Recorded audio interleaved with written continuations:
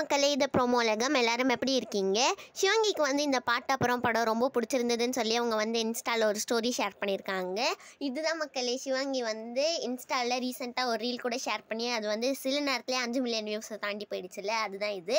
நேற்று சிவங்கி வந்து என்ன சாப்பிட்டாங்கன்னு சொல்லியும் வந்து இன்ஸ்டாவில் ஷேர் பண்ணியிருக்காங்க.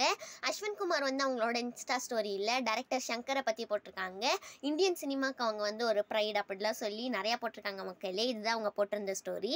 இந்த வாரம் கொக்குத் கோமாளிக்கு புகழ் வந்து ஜோக்கர் படத்தில் வர அந்த ஜோக்கர் மாதிரி வருவாங்க. அதுக்கப்புறமா மோனிஷா வந்து டிடிடிசியில் அவங்களும் வந்து ஒரு ஜோக்கர் மாதிரி தான் வராங்க. அப்புறமா ரக்ஷிதா சுரேஷ் வந்து பீச்சுக்கு போயிருக்காங்க. இதுதான் மக்களே ஷேர் பண்ணியிருக்காங்க. ஹர்ஷவர்தன் வந்து இன்ஸ்டா ஸ்டோரியில் அவங்க அப்பாவை பற்றி ஷேர் பண்ணியிருக்காங்க. இந்த வீடியோ உங்களுக்கு பிடிச்சிருக்கும்னு நினைக்கிறேன். பிடிச்சிருந்தா மறக்காமல் லைக் பண்ணிடுங்க. ப்ரோமோலகம் சேனலுக்கு சப்ஸ்கிரைப் பண்ணிடுங்க. அப்போ தான் உங்களுக்கு வந்து நோட்டிஃபிகேஷன்ஸ்லாம் வரும். நீங்களும் எந்த வீடியோவையும் ஸ்கிப் பண்ணாமல் பார்க்கலாம்.